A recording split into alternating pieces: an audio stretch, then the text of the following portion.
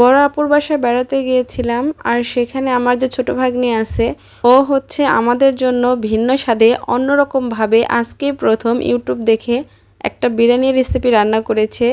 তো সেটাই আপনাদের সাথে শেয়ার করব। সো হ্যালো এভরিওয়ান, আসসালামু আলাইকুম। আশা করি সবাই ভালো আছেন। আলহামদুলিল্লাহ আপনাদের দোয়ায় আল্লাহর রহমতে আমিও অনেকটা ভালো আছি। আমরা সবাই হচ্ছে পিঠা বানাইতেছিলাম, পিঠার আয়োজন করতেছিলাম সবাই মিলে। আর ও হচ্ছে বলতেছিল যে আজকে আমাদেরকে মানে কি খাওয়াবে, আমরা কি খাবো বারবার জিজ্ঞেস করতেছিল। তো তখন আমরা সবাই বললাম যে ওর যেটা ভালো লাগে সেই অনুযায়ী যেন আমাদেরকে যে কোনো একটা রান্না করে খাওয়ায়। তো ও হচ্ছে ইউটিউব দেখে ফার্স্ট টাইম আমাদের জন্য এই রান্নাটা করছে। তো যাই হোক আলহামদুলিল্লাহ অনেকটা ভালোই হয়েছে প্রথমবার যেহেতু। ও হচ্ছে একটা ভিন্ন স্বাদে আমি বলবো, এরকম আগে খাইনি এইভাবে বিরিয়ানি। এই বিরিয়ানিটা রান্না করার জন্য মুরগিকে অনেকগুলো পিস করছে, তবে বেশি বড় বড়ও না বেশি ছোট ছোটও না, মিডিয়ামভাবে পিস করছে। তো তারপরে এখানে হচ্ছে সয়া সস, আদা বাটা, কালো গোলমরিচের গুঁড়া আর হচ্ছে শুকনো মরিচের ফাঁকি, সেটা মানে খুব বেশি না, খুবই অল্প পরিমাণে এই সবগুলো উপকরণ দিয়ে একসাথে ভালোভাবে মেখে নিয়েছে। তো ভালোভাবেই মাখছে কিছুক্ষণ, কারণ হচ্ছে এই মাংসগুলো কিন্তু কষানো হবে না বিরিয়ানির জন্য, এই মাংসগুলো হচ্ছে ভাজা হবে। তো কিছুক্ষণ ম্যারিনেট করে রেখেছিল ও, যাতে মশলাগুলো মাংসের ভেতরে যায়। আর মাংসের ভেতরে কিন্তু মশলাগুলো গেলে কিন্তু খেতে ভালো লাগবে। তো কিছুক্ষণ ও মেখে রেখে দিয়েছিল রেস্টে। আর আমরা কিন্তু এই দিক দিয়ে প্রচুর পরিমাণে কাজ করতেছিলাম, পিঠার আয়োজন 2-3 রকম পিঠা বানাইতেছিলাম, যেই কারণে হচ্ছে আমরা অনেকটা ব্যস্ত ছিলাম। আর এর জন্যই হচ্ছে ও আমাদের জন্য রান্না করবে, যাই হোক ভাগ্নি শখ করে রান্না করবে। আর এখানে কিন্তু দেখেন পেঁয়াজগুলো আর টমেটোগুলো কুচি করে নেওয়া হয়েছে বিরিয়ানির জন্য।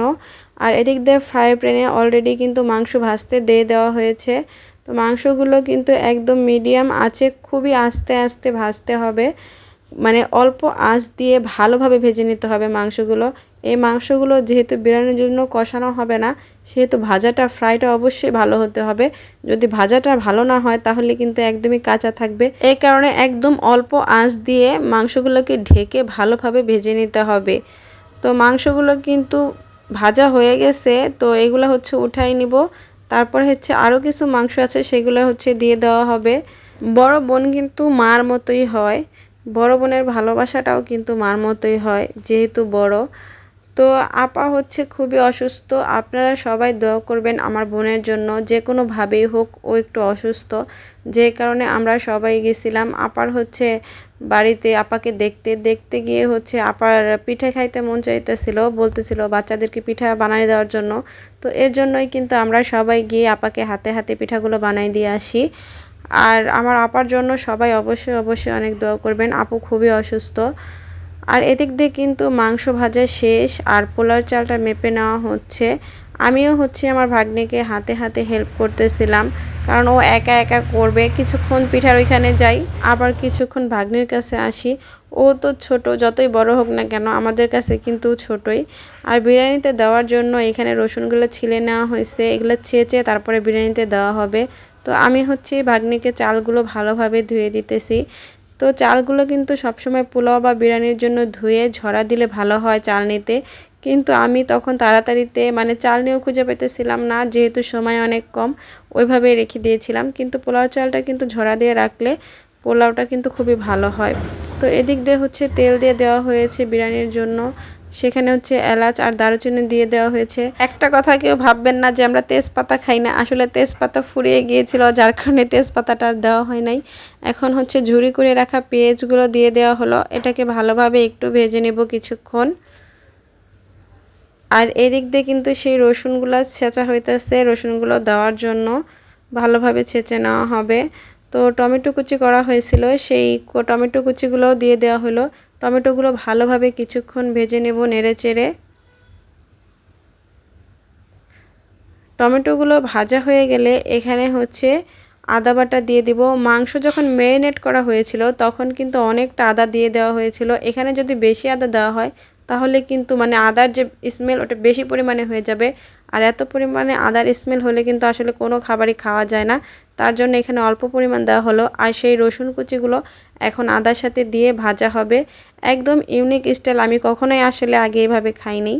তো এখানে হচ্ছে মশলাগুলো ভাজা শেষ, এখন চালগুলো দিয়ে দেওয়া হইতেছে। পোলাওর চালগুলো দিয়ে অনেকক্ষণ আমরা ভেজে নেব ভালোভাবে, মানে ভাজা ভাজা করে নেব একদম, যে পর্যন্ত পানিটা না শুকায় চালের। তো ভালোভাবে কিছুক্ষণ নেড়ে চেড়ে পোলাওটা নেওয়ার পরে পরিমাণ মতো পানি দিয়ে দিব। পানিটা কিন্তু অবশ্যই গরম করে নেবেন, গরম করে নিলে অনেকটাই ভালো হয়। তো হচ্ছে মেপে পরিমাণ মতো পানি হিটারে গরম দিয়ে দিয়েছিল। এখন হচ্ছে আমরা গরম পানিটা অ্যাড করে দিলাম। গরম পানিতে দিলে পোলাওটা মানে ভালো হয়, এর জন্য গরম পানিটা দেওয়া আমার মনে হয় ভালো। তো যাই হোক, পানিটা দিয়ে দিছি। এখন হচ্ছে এটা ঢাকনা দিয়ে আমরা ঢেকে দিব। পানিটা দেওয়া শেষ। সরি, মনে নেই, তার আগে হচ্ছে কতগুলো কাঁচামরিচ দিয়ে দিয়েছিলাম, কারণ পোলাও বলেন বিরিয়ানি বলেন কাঁচামরিচ না দিলে কিন্তু আসলে খেতে ভালো লাগে না। তো ঢাকনা দিয়ে ঢেকে দেওয়ার পরে এখন কিন্তু আমরা এই যে উঠিয়ে নিলাম ঢাকনাটা। এখন হচ্ছে এখানে মাংসগুলো দিয়ে দেওয়া হবে। হালকা হালকা পানি আছে, যেহেতু মাংসগুলো আমরা ভেজে নিয়েছি, তবে খুব ভালোভাবে মাংসগুলো ভেজে নিতে হবে। আর এখন হচ্ছে মাংসগুলো সব দিয়ে দিতেছি। মাংসগুলো সব দিয়ে দেওয়ার পরে মানে নাড়াচাড়া দেওয়া হবে না, একদম উপরে দিয়ে তারপরে কিন্তু এটাকে 40 থেকে 45 মিনিট দমে রাখা হবে, যাতে করে মাংসগুলো ভালোভাবে সিদ্ধ হয়ে যায়। মানে কিছুটা হচ্ছে কাচ্চির মতো ওইরকম টাইপের কিছু। তো এগুলাকে আর নাড়াচাড়া দেওয়া হবে না। এইখানে হচ্ছে ভালোভাবে আমরা ঢাকনা দিয়ে ঢেকে একদম উঠাবো না ঢাকনা, প্রায় 40 থেকে 45 মিনিট পর্যন্ত এভাবে রাখবো, তারপরে হচ্ছে উঠাবো। তো ওদিক দিয়ে আমরা হচ্ছে ঢাকনা দিয়ে ঢেকে অন্য কাজে চলে গিয়েছিলাম। আর তারপর 45 মিনিট পর আমরা ফিরে আসি রান্নাঘরে। এই তো ফাইনাল লুক এইটাই ছিল বিরিয়ানির। তো ফাইনালি বিরিয়ানিটা রান্না করা শেষ। এতক্ষণ ধৈর্য সহকারে আমার ভিডিওটা যারা দেখলেন অবশ্যই তাদেরকে জানাই অসংখ্য অসংখ্য ধন্যবাদ। যারা আমাকে ভালোবেসে ভিডিওগুলো দেখেন তারা সবসময় অবশ্যই আমার পাশে থাকবেন। আর যদি কথার মাঝে কোনো ভুল ত্রুটি হয়ে থাকে অবশ্যই ক্ষমা সুন্দর দৃষ্টিতে দেখবেন।